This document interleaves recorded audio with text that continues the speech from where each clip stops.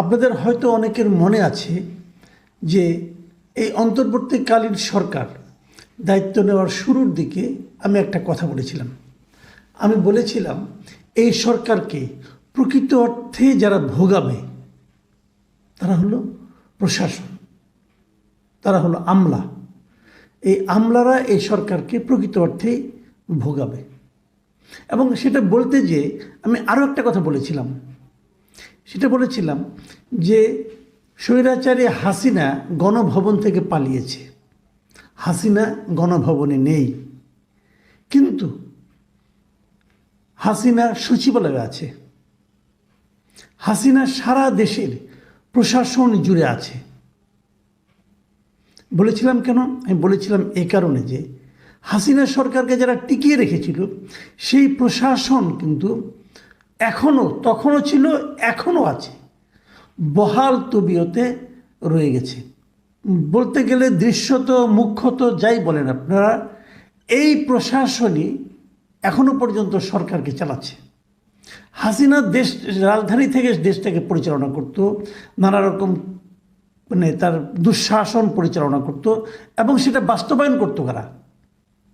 64 জেলার 64 ডিসি। তারা এক একজন স্বৈরাচারের মিনি সংস্করণ ছিল। দেশের প্রত্যেকটা সচিবালয়ে একজনকে সচিব ছিল, তারাও সেটাই ছিল। এবং যারা সচিব পদের নিচের দিকে ছিল তাদের মধ্যেও সেরকম একটা প্রতিযোগিতা ছিল যে কে কত হাসিনা ভক্ত হতে পারে, তার প্রতিযোগিতা।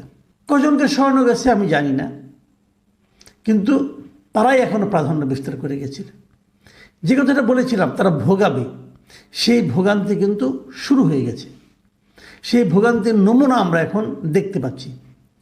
আমি বলছি ঘটনাগুলো যে প্রশাসনকে সংস্কার করার জন্য এই সরকার, অন্তর্বর্তীকালীন সরকার, শুরুতে একটা জনপ্রশাসন সংস্কার কমিশন করেছে। কেবল এটাই না, আরও 5টা কমিশন তারা শুরুতে যে 6টা কমিশন ছিল তার মধ্যে একটা ছিল জনপ্রশাসন সংস্কার কমিশন। এই কমিশন কিন্তু এখনও তাদের রিপোর্ট সরকারের কাছে জমা দেয়নি। তবে রিপোর্টে কি আসতে পারে না আসতে পারে এই ধরনের একটা ধারণা তারা দিয়েছে সাংবাদিকদের সঙ্গে কদিন আগে মত বিনিময় করতে গিয়ে।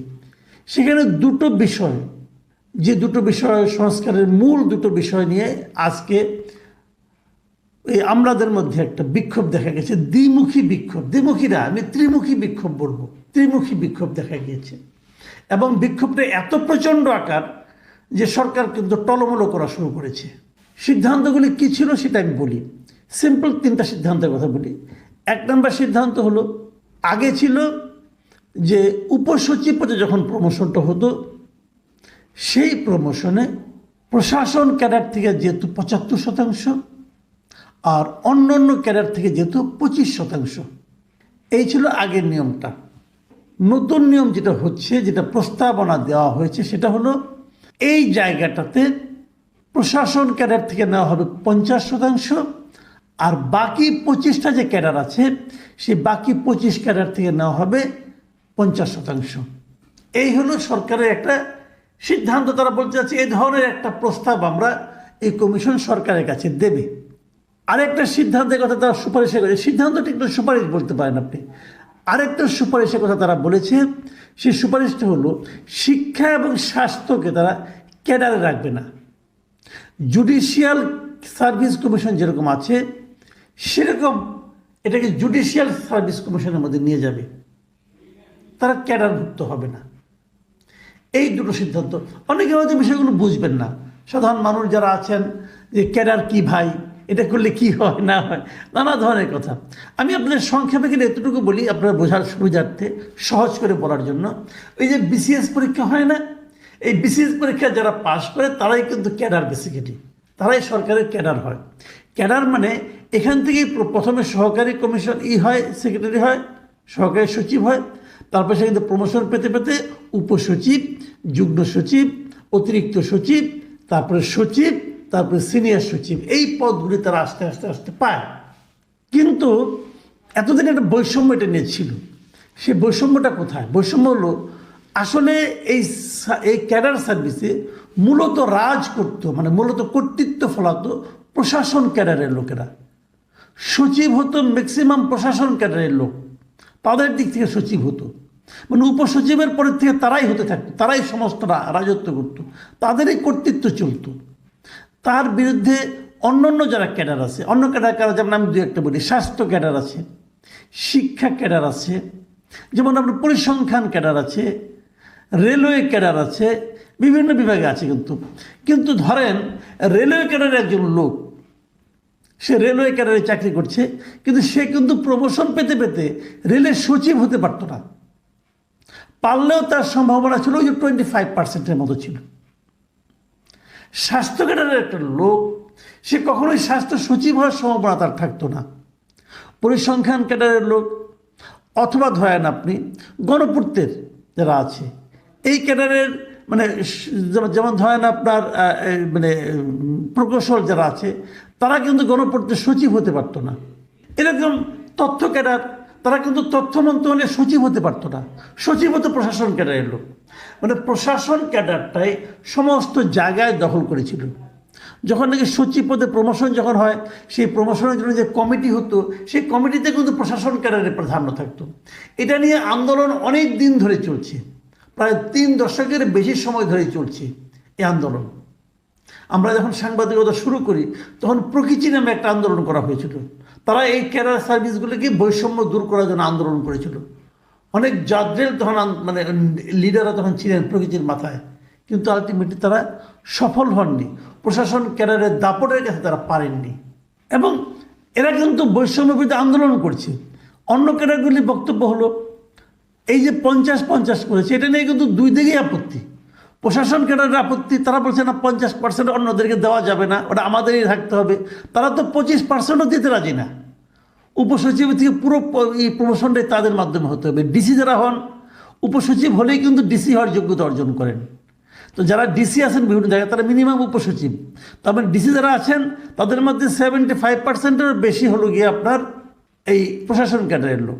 এখন এই 50-50-এ কেউ খুশি না।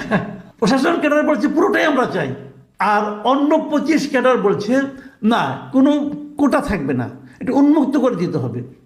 যত ক্যাডার আছে সবাই পরীক্ষায় অংশ নেবে, যারা পরীক্ষায় ভালো করবে তারাই উপসচিব হবে, তারাই উপরে দিকে যাবে। আবার ওদিকে ওই যে শিক্ষা এবং স্বাস্থ্যকে, এই দুটো ক্যাডারের সংখ্যা হলো সবচেয়ে বেশি। একটাতে বোধহয় প্রায় আপনার মানে 16,000-এর মতো আছে শিক্ষা ক্যাডারে, আর স্বাস্থ্য ক্যাডারে আছে 30,000-এর মতো সংখ্যা আছে। তো তারা কিন্তু বলছে যে আমাদেরকে আলাদা করে দেওয়া হলো কেন? আমরাও এখানে একসঙ্গে সবাই ছিলাম, একসঙ্গে থাকবো, সবাই মিলে ক্যাডারে থাকবো, এবং উপসচিব পরীক্ষায় আমরা সবাই অংশ নেব। যারা পাবে তারা পাবে, যারা মেধাবী তারাই পাবে। এখন যদি কোনো ডাক্তার কোনো একজন এসএসসি সেক্রেটারি থেকে ভালো করে রেজাল্ট, তো তাকে আপনি উপসচিব বাড়াবেন না কেন? এই তাদের যুক্তি। দেখুন, কোনটা ভালো কোনটা মন্দ এটা আমি এই বিতর্কে আমি যাব না। আপাতত উভয় দিকে কিন্তু কিছু যুক্তি আছে। আমার বক্তব্যটা হলো, বৈষম্য বিরোধী আন্দোলনের মাধ্যমে এই সরকার এসেছে, বৈষম্য থাকবে কেন? আমি বৈষম্যের পক্ষে না, আমি এটা ওপেন করে দেওয়ার পক্ষে। এইগুলো একটা জিনিস। আবার বিপরীত দিকে তাদের কিছু বক্তব্য আছে, সেগুলো নিয়ে আলোচনা চলতে পারে। কিন্তু আমি যেটা নিয়ে সবচেয়ে বেশি আপত্তি করছি, সেটা হলো আন্দোলনের যে ধারাটা, আন্দোলনের যে গতি প্রকৃতিটা, এটা আমার সে আপত্তিকর মনে হচ্ছে।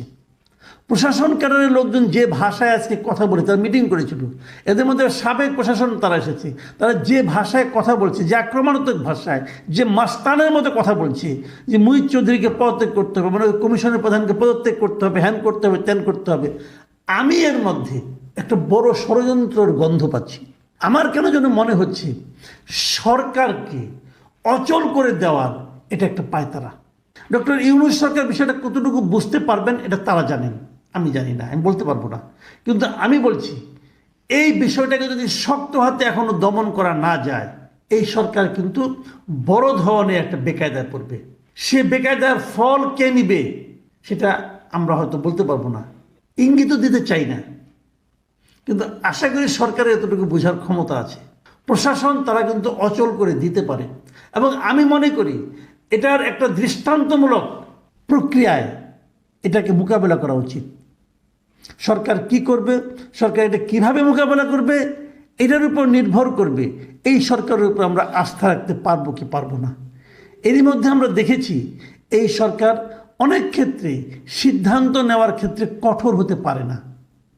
কেন পারে না, তাদের সেই জোরটা কোথায়, জোরটা কেন নাই, এগুলো নিয়ে বিচার বিশ্লেষণ করতে হবে। আমি কোনো সমাধান জানি না, আমি সমাধান দিতেও চাই না। অনেকে বলবেন বাবা তুমি সব বুঝো নাকি, তুমি সমাধান দাও কেন? আমি সব বুঝি না, এই জন্য আমি সমাধান আমার মাথায় কিছু থাকলেও আমি বলতে চাই না। আমি কেবল এটুকু বলতে চাই, আমি যতটুকু বুঝি, আমি যতটুকু ধারণা করতে পারি, তার আলোকে আমি বলতে চাই এইটাকে যদি ইমিডিয়েট দৃঢ়ভাবে এটাকে যদি হ্যান্ডেল করা না যায়, আমাদের এই ডক্টর ইউনূস সরকার একটা বড় ধরনের বিপদে পড়তে যাবে। এবং সেই বিপদ হয়তো আমরা ভাবতেও পারবো না কত বড় বিপদ হবে। প্রিয় দর্শক, আমরা কটা দিন অপেক্ষা করতে চাই, দেখতে চাই ডক্টর ইউনূস সরকার এই বিষয়টাকে কিভাবে হ্যান্ডেল করে। আমি শুরুতে যে কথাটা বলেছিলাম আবারও রিপিট করি, একটা গণ আন্দোলনের সরকার স্বৈরাচারের আমলাতন্ত্র দিয়ে চলতে পারে না। তখন এই কথাটা মানলে আজকে এই অবস্থা দেখতে হতো না।